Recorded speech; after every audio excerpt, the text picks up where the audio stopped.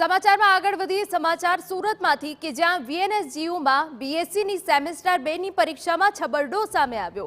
પરીક્ષામાં વિદ્યાર્થીઓને 13 ના બદલે 25 ગુણનું પ્રશ્નપત્ર અપાયું। કેટલાક પરીક્ષા કેન્દ્રો પર પ્રશ્નપત્ર બીજી તરફ કંઈ નહોતું છપાયું। છબરડા અંગે ફેક્ટ કમિટીમાં હવે રજૂઆત કરવામાં આવી। પ્રશ્નપત્ર બનાવનાર વિરુદ્ધ ફેક્ટ કમિટી કાર્યવાહી કરે તેવું કુલપતિનું નિવેદન પણ સામે આવ્યું છે।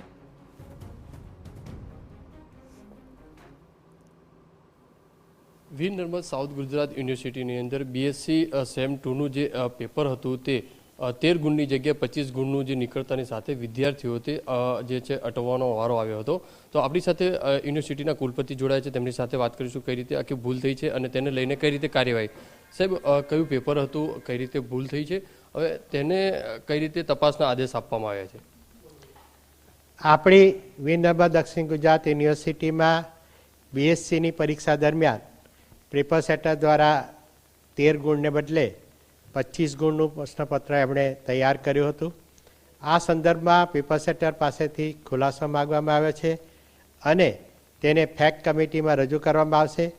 ફેક્ટ કમિટી ₹1000 કે તેના ગુણાકારની અંદર એને દંડની ભલામણ કરતી હોય છે।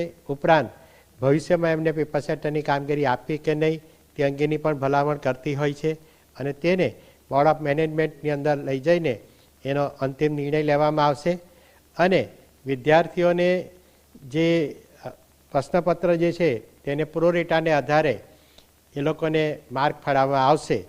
સામાન્ય રીતે તેને 50%નો ગુણભાર હોવાથી એને ધ્યાને રાખીને તેને સીધા એને એ પ્રકારે ગુણ ફાળવવામાં આવશે।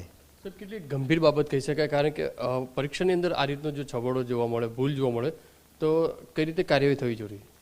આ સંદર્ભની અંદર એ પરીક્ષક જે એણે માર્ક ફાળવણીની જે ભૂલ કરી છે તેને ધ્યાને લઈને જ ફેક્ટ કમિટી એ કડકમાં કડક જ ભલામણ કરશે અને એના આધારે આગામી નિર્ણયો લેવામાં આવશે।